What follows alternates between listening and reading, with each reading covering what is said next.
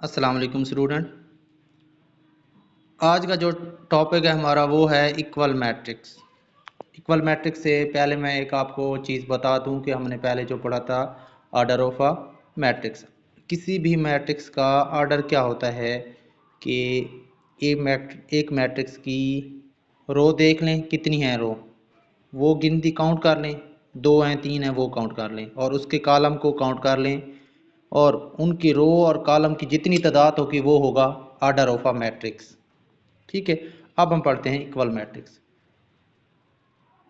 कि दो मैट्रिक्स को हम इक्वल मैट्रिक्स कब कहेंगे, कि कोई भी दो मैट्रिक्स हैं उनको इक्वल मैट्रिक्स कब कहेंगे, जब उनका ऑर्डर सेम हो, यानी कि पहले मैट्रिक्स का ऑर्डर दूसरे मैट्रिक्स के ऑर्डर के बराबर हो, और उनके क्रॉसपोंडिंग एलिमेंट भी बराबर हो। क्रॉसपोंडिंग एलिमेंट का मतलब है कि पहले का अगर पहला एलिमेंट, पहले मैट्रिक्स का पहला एलिमेंट अगर 1 है तो दूसरे मैट्रिक्स का पहला एलिमेंट भी 1 होना चाहिए, और अगर पहले मैट्रिक्स का तीसरा एलिमेंट 5 है तो दूसरे मैट्रिक्स का भी तीसरा एलिमेंट 5 होना चाहिए। ये है क्रॉसपोंडिंग एलिमेंट।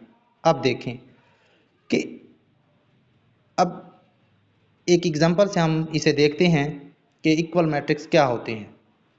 मैंने पहले डेफिनेशन बता दी कि इक्वल मैट्रिक्स ऐसे होते हैं जिनका ऑर्डर दो मैट्रिक्स का ऑर्डर भी सेम हो और उनके क्रॉसपोंडिंग एलिमेंट भी सेम हो।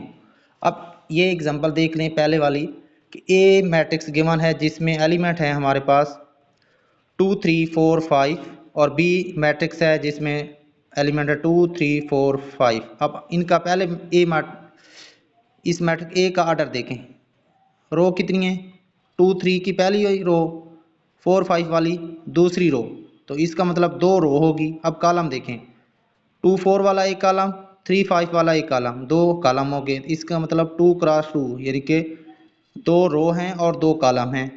अब बी का ऑर्डर देखें, 2 3 4 5, तो पहले वाली ये 2 3 पहली रो, 4 5 दूसरी रो।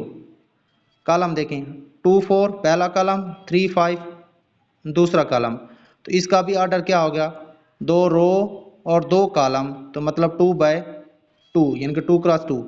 तो ऑर्डर तो दोनों का सेम हो गया। अब क्रॉसपोंडिंग एलिमेंट यानी कि इधर क्या है, 2 है, तो पहला एलिमेंट, पहले मैट्रिक्स का पहला एलिमेंट 2, दूसरे मैट्रिक्स का पहला एलिमेंट भी 2 है, दूसरा एलिमेंट 3 है, इधर भी दूसरा एलिमेंट 3 है, इधर तीसरा एलिमेंट 4, इधर भी 4, चौथा एलिमेंट क्या है, ये 5 है, तो इधर भी 5 है, तो यानी कि क्रॉसपोंडिंग एलिमेंट भी सेम है। तो इसका मतलब भी कि ए और बी मैट्रिक्स दोनों बराबर हैं।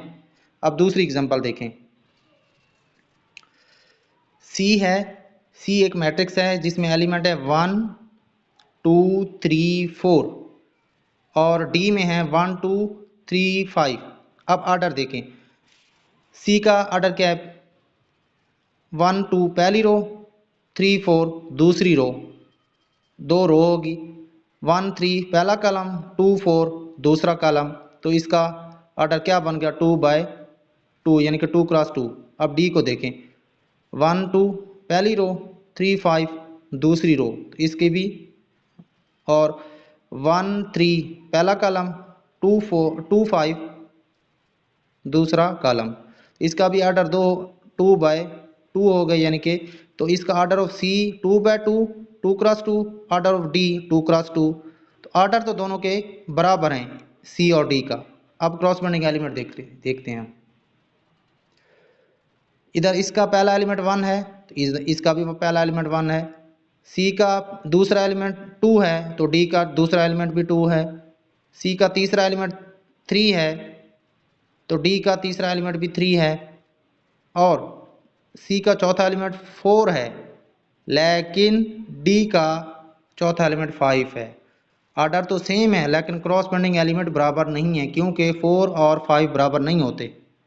ठीक है, तो सी और डी बराबर नहीं है, इक्वल मैट्रिक्स नहीं है।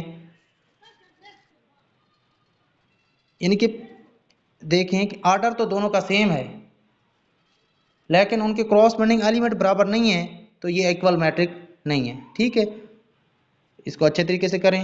अब फिर हम इसकी आगे एग्जांपल तो ख़त्म हो चुके हैं, एक्सरसाइज शुरू करेंगे 1.1 इंशाल्लाह। ठीक है, अल्लाह हाफिज़।